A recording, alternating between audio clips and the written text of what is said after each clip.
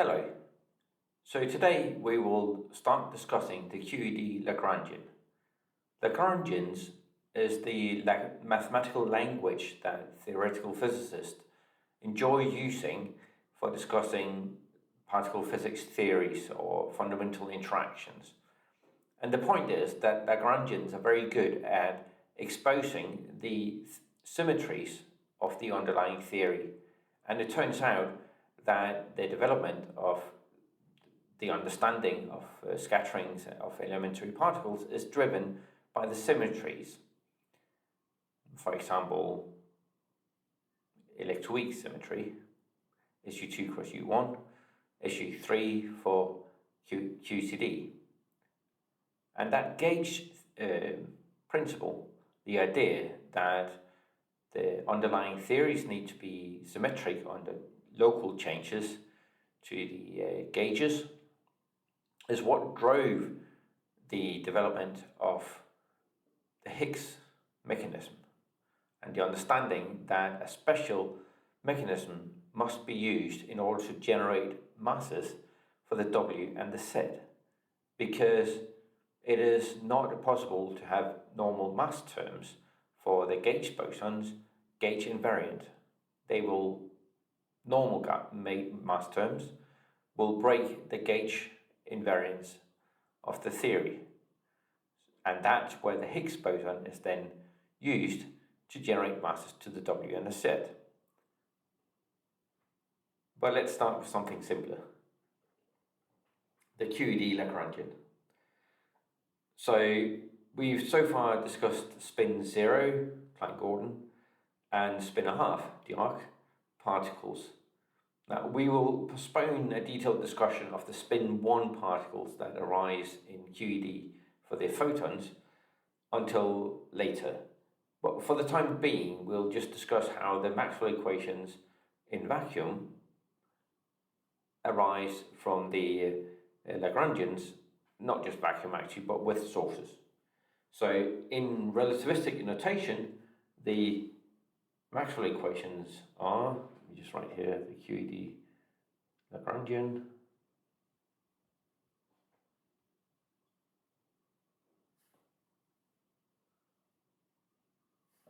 and say that the Maxwell equations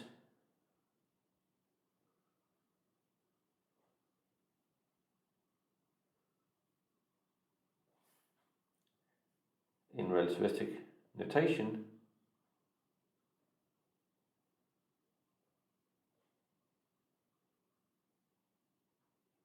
reads d mu f mu nu is equal to j nu, where f mu nu is the field strength tensor, is d nu a mu minus d mu a nu. Sorry, I got that wrong. D mu a nu minus d nu a mu, where J nu is a conserved current. What does it mean that it's conserved? That means that it satisfies d nu, J nu is equal to 0. That's what is written in normal as a continuity equation, that the time derivative of the charge is given as minus the divergence of the current. Now, Maxwell's equations can be derived then from the Lagrangian.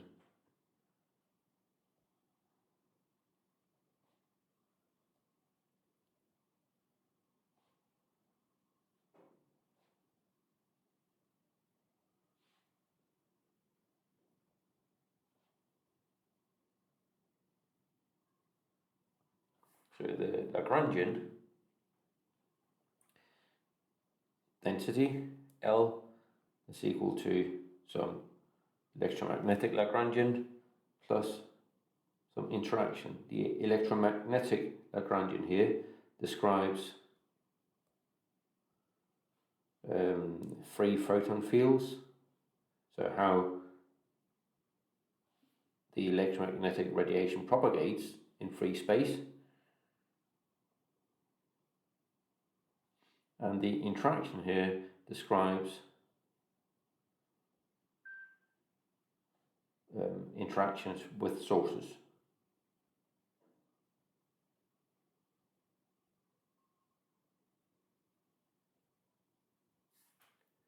So if we write then that the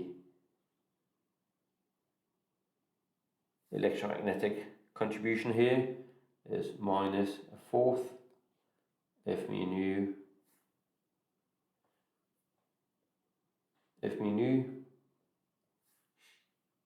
and the interaction is minus J mu A mu. Then by applying the Euler-Lagrange equations,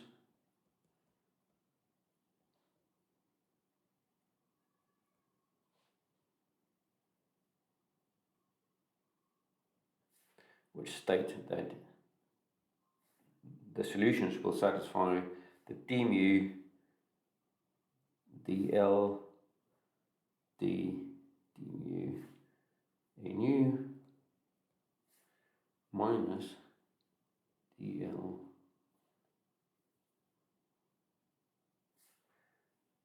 dA nu is equal to 0. That's your Lagrange equation. Now if we take the derivatives here of dl d mu nu, so dl d mu nu, there's a d mu A nu inside the F mu nu. That happens if that d mu A nu in the F mu nu hits the equivalent d mu A nu from here. So you get that it into squared. That gives you a 2 when you take the derivative with it. But you also get the contribution from when the d mu and A nu are arranged such that mu is equal to nu up here and nu is equal to mu. So you essentially get it twice. And that's why when you take the dl d mu and dl with respect to d mu and nu, then you get minus d mu F mu nu. And when you take the dl with respect to dA nu, then what you get is just minus J nu, but there's a minus there and there's a minus there, so you get plus J nu equal to 0. So the Euler-Lagrange equations will give you exactly the Maxwell equations that you had. So that's how Lagrangians are effective in discussing symmetries. We'll see that later on. What we see now is just that from the Lagrangian here, we can derive the Maxwell equations for the electromagnetic field. Now, that gives us the field equations for the photons, for the electromagnetic field. But we haven't included the quantization of the sources. And if the sources are governed by spin-half particles, then that will be the Dirac equation. So the Dirac equation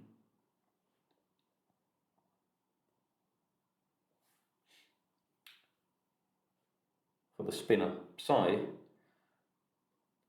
and anti-spinor psi dagger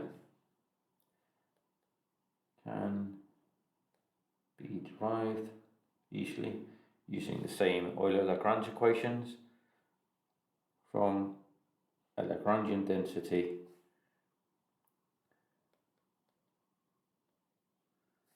which is psi bar I gamma mu d mu minus m psi. Now, how do we see that we get the Dirac equation from here? Well, if we take the dl d mu nu, there's a d mu, sorry, and of course here the field that we put in is the spinner itself, not A. So dl d mu psi will give us psi bar gamma mu d mu minus m is equal to, and there's a contribution from the m here as well. So we get the full Dirac equation for the spinners if we just take the Euler-Lagrange equation, right? Good.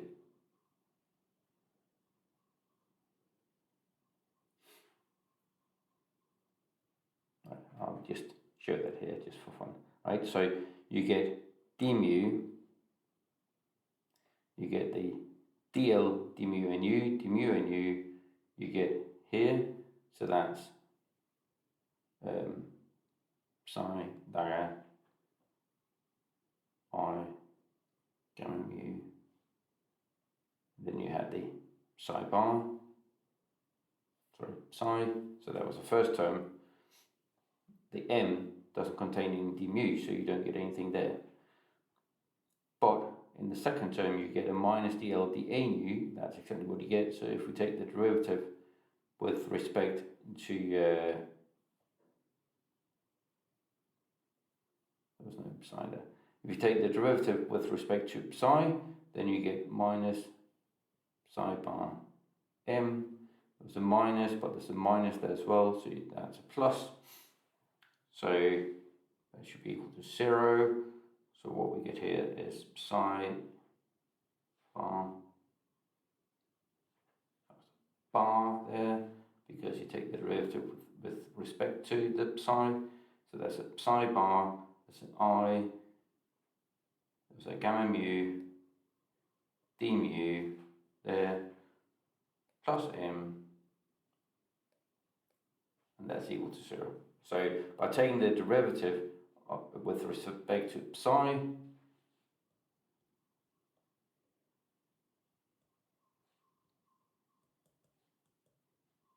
gives us the Dirac equation for the anti-spinner, and as you can probably guess, the derivative with respect to psi bar will give us the Dirac equation for the spinners. Now, the starting point for the QED Lagrangian would then be the sum of the electromagnetic component that we just had plus the Dirac equation. Right, that would be for the free fields. So the starting point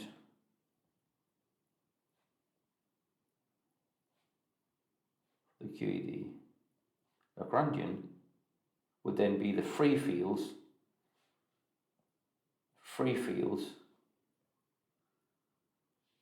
of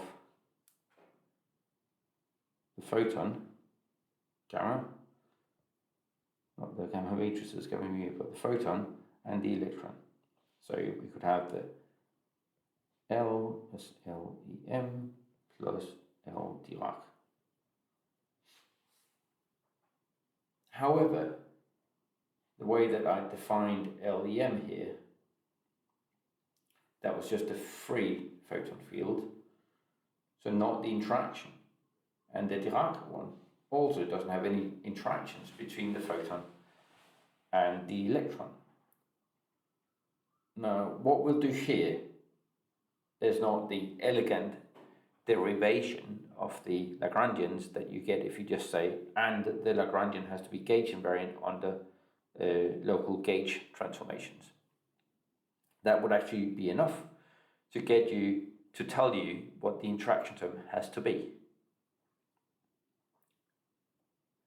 And that's a very elegant way of arguing based on symmetries that are imposed on the Lagrangian. We'll get to the result in a slightly different way using maybe more physical arguments that you can then see would arise from the gauge theories. But at the moment, we don't need to know anything about gauge theories to derive what the Lagrangian interaction term must be. So interactions here how do we get the interaction terms? Well, we must have some interaction between the photon field and the psi. How do we get that? Well, we wish the Maxwell equations to be valid. So what we had before was that we must have an interaction term which is minus j mu a mu. The question is, what should we choose for j? So j mu here is a conserved vector current. It's a vector because it has one index, one Lorentz index. So do we know any conserved currents, or do we know any currents? Let's start with that. Do we know any currents built from psi? Actually we do. In the last lecture we showed that we could, if we consider the construction psi bar gamma mu psi, then that was a current. It transformed under Lorentz transformation as a 4 vector. So if psi here is a solution to the Dirac equation, then one sees that in fact this j mu here is conserved. Let's just see this. What do we mean that it's conserved? We mean that it satisfies d mu, the continuity equation d mu j mu is equal to 0. So let's check. D mu j nu defined up here is psi bar, and then we have the d mu acting on that, psi plus, and we get the d mu acting on the psi. Sorry. And of course here there's a slash on both because there's a gamma matrix in between. Good.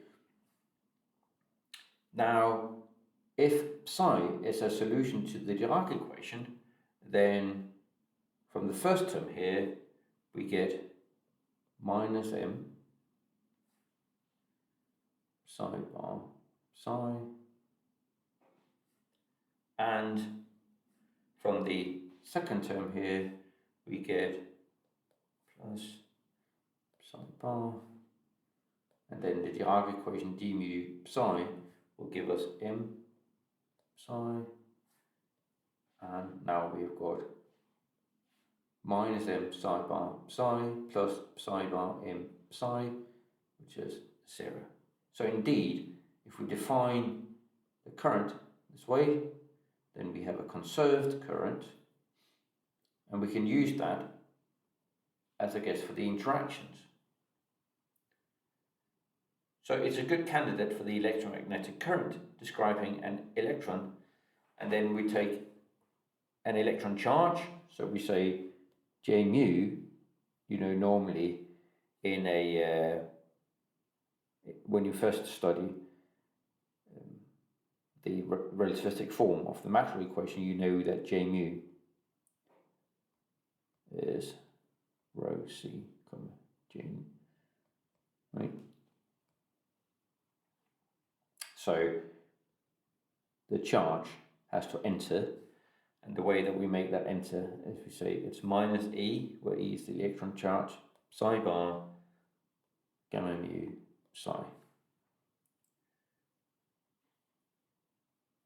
That way we can ensure that we get the right normalization of the Coulomb potential that would arise from the solution of the Maxwell equation, right? So what we will get from the normal Coulomb potential is that the divergence of the E field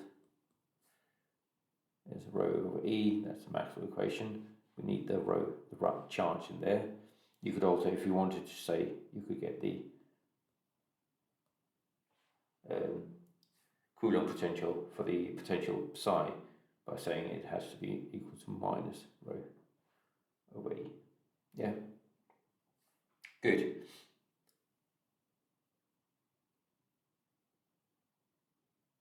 Now using this, we then obtain that the Lagrangian is equal to the Lagrangian for the free photon field plus the Lagrangian for the free Dirac field, the electron, and then there's plus an interaction.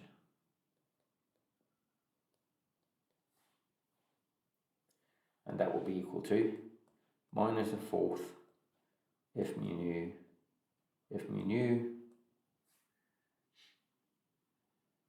plus psi bar I d slash minus m psi plus e psi bar gamma mu psi a nu.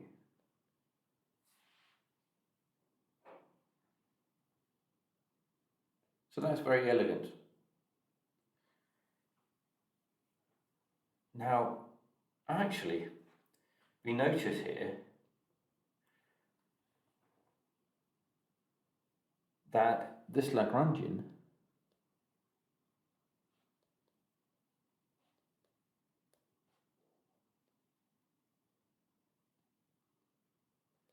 is invariant. The Lagrangian density is invariant under local gauge transformations.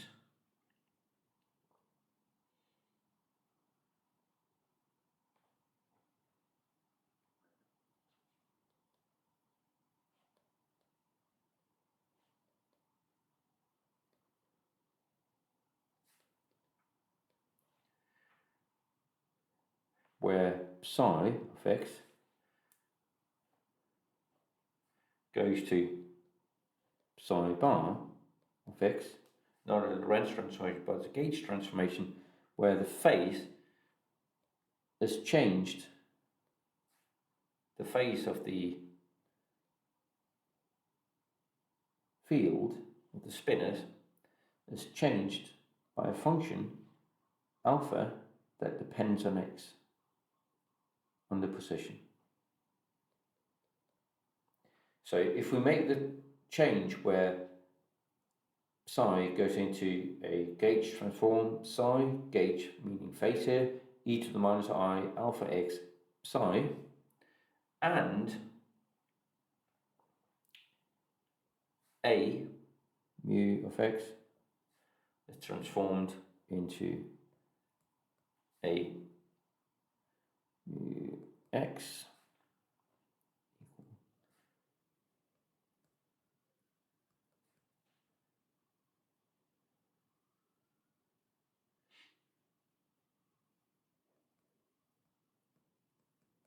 plus the derivative of alpha, then this Lagrangian density of here is indeed fixed, constant.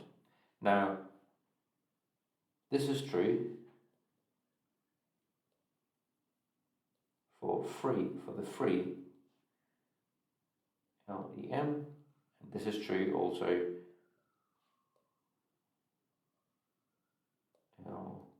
Dirac. What is smart here is that it's true trivially for the Dirac, perhaps not when it's when alpha of x is just a constant. That's trivial to see.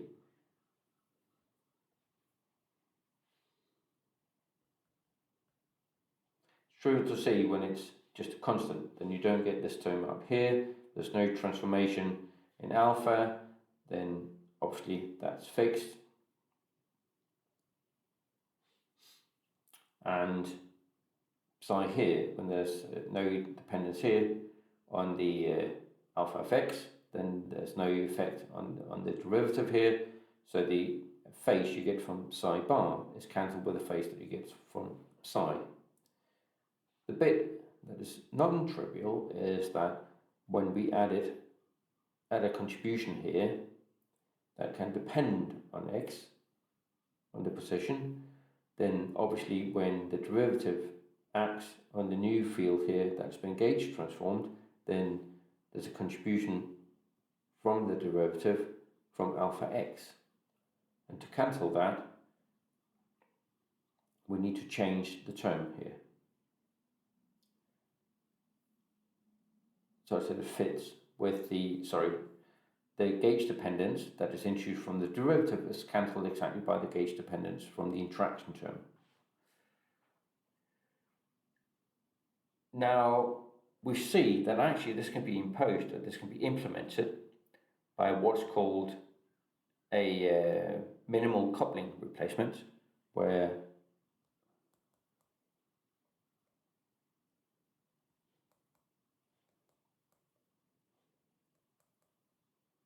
the interaction term can be written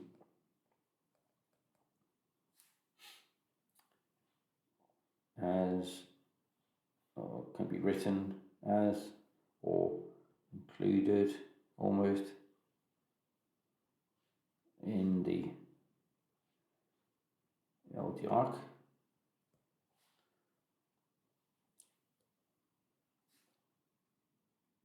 by replacing the derivative with the covariant derivative. It's called d mu minus I e a mu. So if in the if we in the Dirac Lagrangian here contribution, instead of writing d mu, just wrote d, then we could get rid of this term here because they will be automatically included.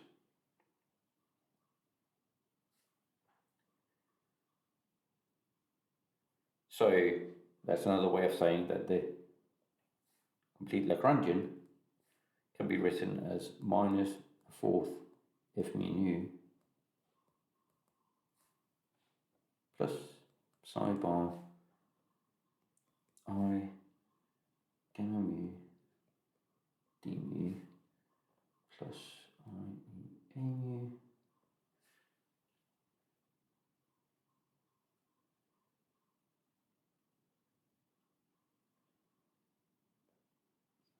psi.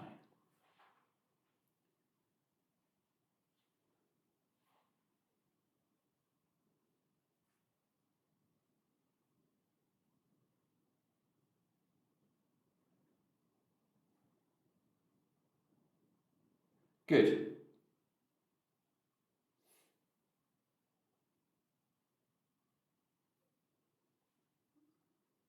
So it needs a minus there. Let's check.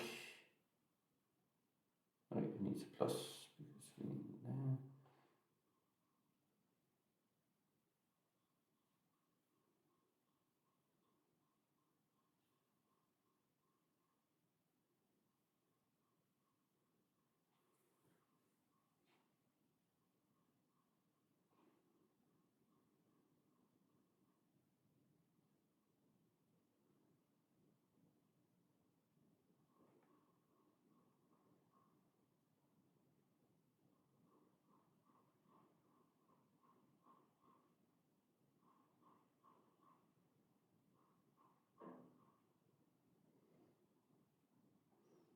Probably this way. There has to be a plus there. There's a plus there. There's always a dependence there on which way the gauge transform is taking, whether there's a plus or minus there, and whether there's a minus there. Those signs influence the sign that you get here. Good. But with this definition, this is how it is. Good. So the fact that the Lagrangian density is invariant under the gauge transformation that we defined here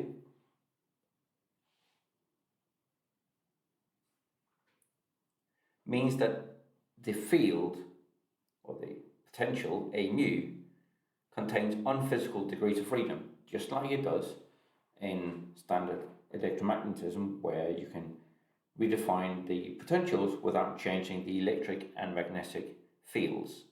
And just like in gravity, where you can change the potential with a constant without changing the forces. Now, this is clear in view of the fact that the massless vector field contains two polarization. The massless photon contains two polarization, whereas A mu has 4 degrees of freedom. So there are too many degrees of freedom, and the question is, how do we get rid of those? This is not special to quantum, but it's the same in just normal classical electromagnetism. The problem here is just that we want to integrate over all field possibilities when we do path integral formalism. And there we need to integrate over only physical field configurations. So a possible choice of a gauge condition is the Coulomb gauge. So let's check fixing gauge. So a Coulomb gauge, that you know from just classical electromagnetism, would say that the divergence of A is 0, we impose that. So that's not so good because it breaks the Lorentz covariance, and the field equations are much simpler if one uses what's called the Lorentz gauge. Let me just say here that Lorentz, in this case, is spelled without a T. It's not the same Lorentz as in the Lorentz transformation. This is Lorentz, the Danish physicist, who came up with the Lorentz gauge condition, saying that d mu a mu is equal to 0. Now, this corresponds to choosing a gauge parameter alpha such that the D'Alembertian acting on alpha of the alpha that we had above is equal to minus d mu a mu above. Now in this gauge, the Maxwell equations simply become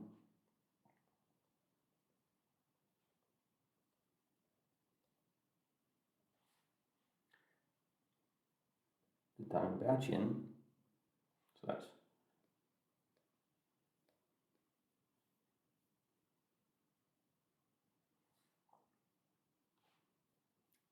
on a nu is equal to 0.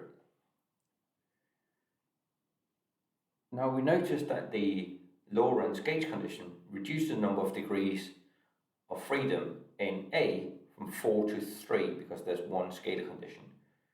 So even after imposing the Lorentz gauge condition, the potentials A mu are not unique, and one can do further transformations. For example, A mu going into a mu prime, which is A mu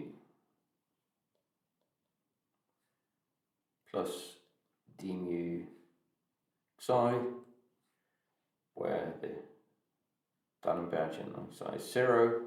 If you start with one A mu that satisfies the Lorentz gauge condition, then the A mu prime here will also satisfy the Lorentz gauge condition as long as d mu psi with as long as psi fulfills the D'Alembertian and psi is equal to 0, right? Because then you get the d mu psi is 0, so both A and A prime satisfy the Lorentz gauge condition. So one way out of doing a full gauge fixing is to define a gauge fixing contribution to the Lagrangian as minus 1 over 2 psi d mu a mu squared,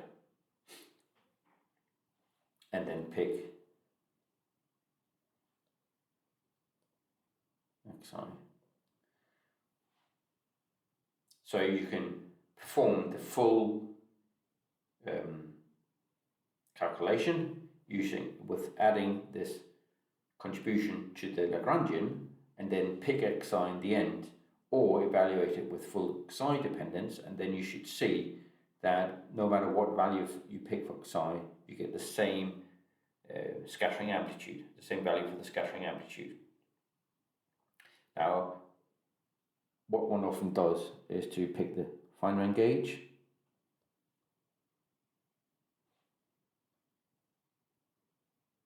of xi is equal to 1. Other gauges are, it sounds silly, xi equals 0, it shouldn't be possible to pick 0, but the point is if you do it perturbatively, you get a different equation for xi that has a xi minus 1 in it for the propagators, and that's why it's convenient to choose the Feynman gauge, because then the propagators become particularly simple. But we'll see that later. But if one picks in here, the value xi equals 0, looks silly from up here, right? But when one has expanded out in propagators, it's all right. Then that's the same as enforcing just a normal Lorentz gauge condition. We'll see that later when we develop the Feynman rules. So, we built the Lagrangian for QED. The question is, how do we now go about using that to calculate the scattering amplitudes? The answer lies in the Feynman rules.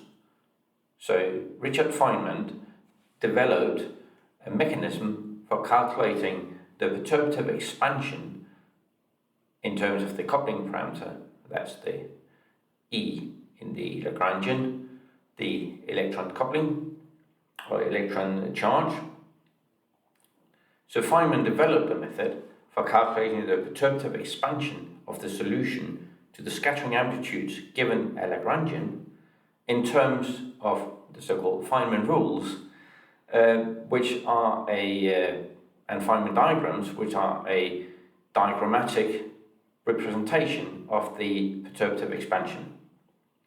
So the point is that for each set of initial and final states, one draws all connected diagrams connecting that specific initial and final state.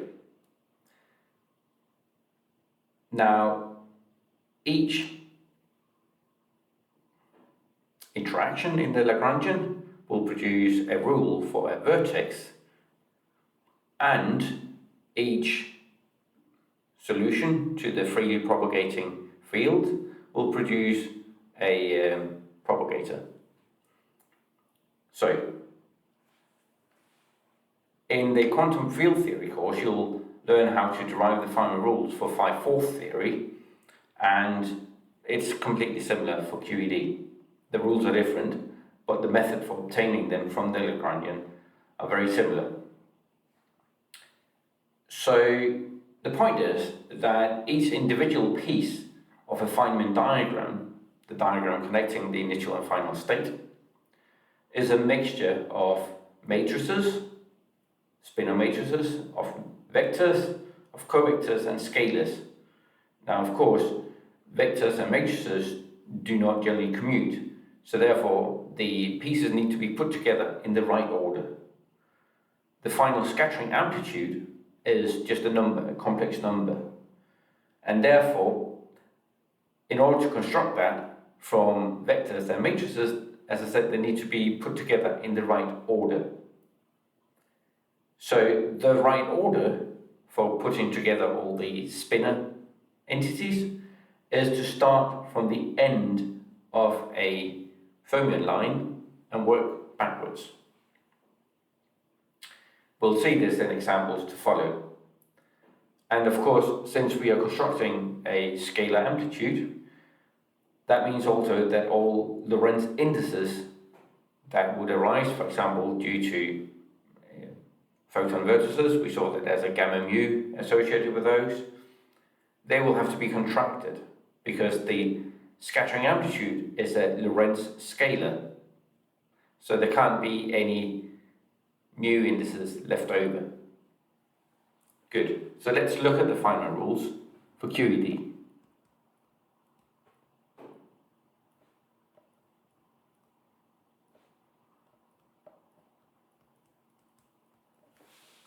So the Feynman rules will tell you how to construct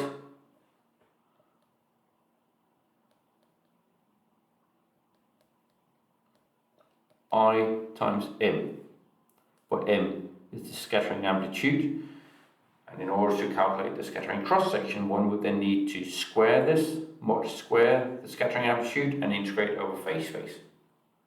But let's see the Feynman rules for QED. So for each electron vertex, represented like this, where we have a incoming electron of momentum p, outgoing with momentum q,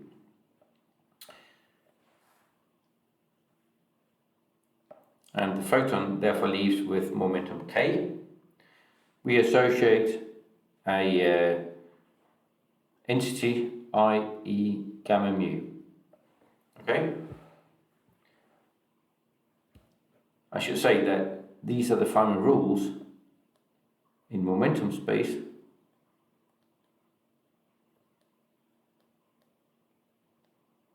And they all conserve momentum. So if we calculate like this, for example, then P plus K is equal to Q. There's always momentum conservation at the vertices. Good. So a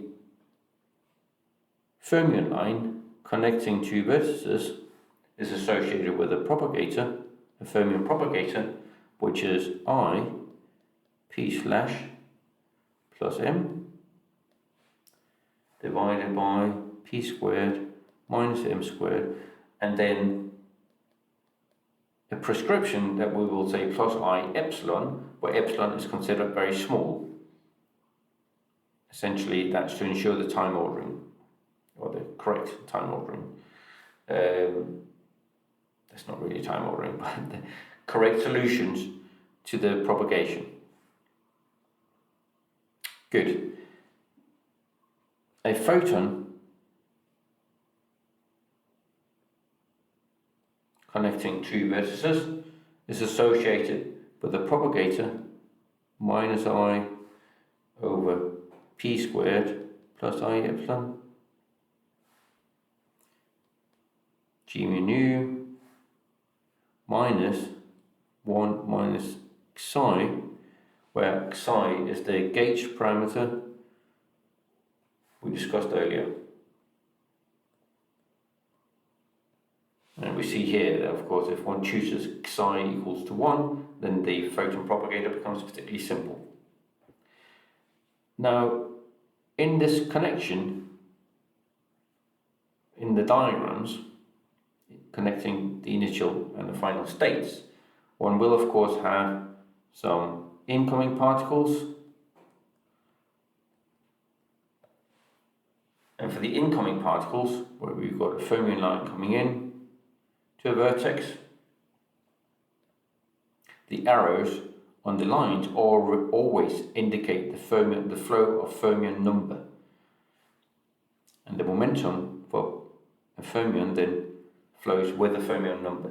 So here, for an incoming one, we write the spinor U of P, and if it's an incoming antifermion with momentum flowing in this direction, then the Fermion number flows in the opposite direction. We write V bar of P, remembering these are spinor. For an incoming photon to a vertex, P flowing in this direction, U, we write polarization vector epsilon mu of p for outgoing states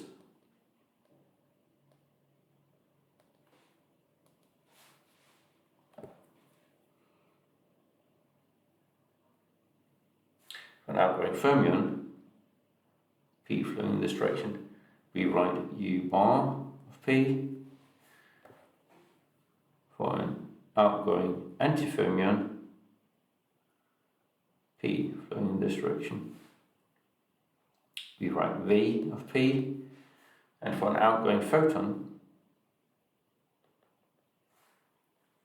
P flowing in this direction, we write epsilon star mu of P, right? So for outgoing, they all have bars or stars except for the antiparticles. For the incoming, they don't have bars or stars except for the antiparticles. Now, the propagators come with a factor I epsilon or prescription I epsilon in the denominator. Otherwise, they would have poles on the real axis, and if one had to integrate over them, then they would not be well defined. The factor of I epsilon, or the term I epsilon, prescribes the direction to travel around the poles and correspond to the Feynman prescription, which ensures causality. Now these vertices here with fermions, of course in QED you only have electrons. You could also consider QED with quarks. And the photon doesn't change the flavour of the quarks. So if you have an incoming U, you would always get an outgoing U. If you have an incoming electron, you always get an outgoing electron. The weak interactions will change flavours, but that's the only part of the standard model that change flavours. Now, apart from these simple rules, there are also some sign choices that need to be observed. So additional rules.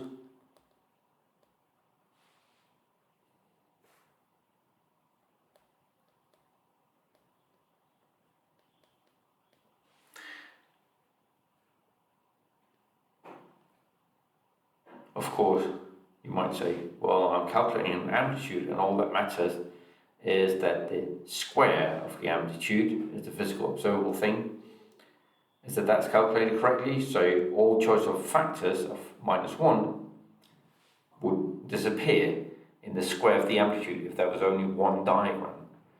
But it can introduce relative signs between diagrams. It's always only relative, so you can get different conventions of the factors of where to put the -1.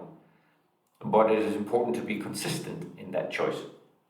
So a consistent choice is to add an overall factor of -1 for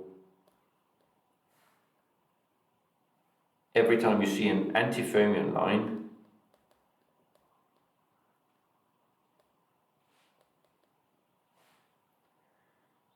connecting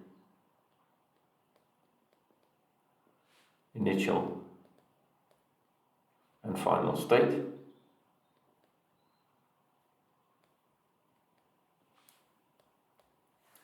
A -1 for every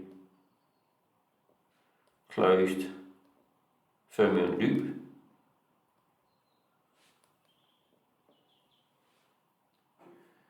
And a -1 between diagrams with identical fermions in the final state.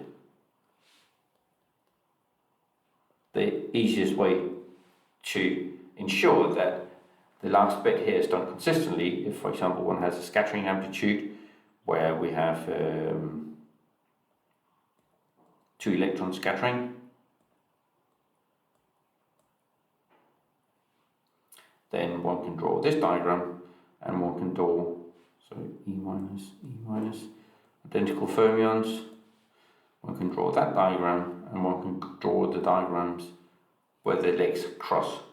The easiest way to ensure that the minus sign here is applied consistently is to say that there's a minus sign for every time you see a crossing legs of identical fermions. Now, these rules arise for the sign arise from the anti-commutation properties of the fermionic operators, and we'll not discuss that further, but the creation and annihilation operators for the fermions that arise in the Lagrangian or from the Lagrangian have specific anti-commutation properties that lead to these signs. In the next lecture, we will use these fine rules to calculate the scattering amplitude for Coulomb scattering. Thank you.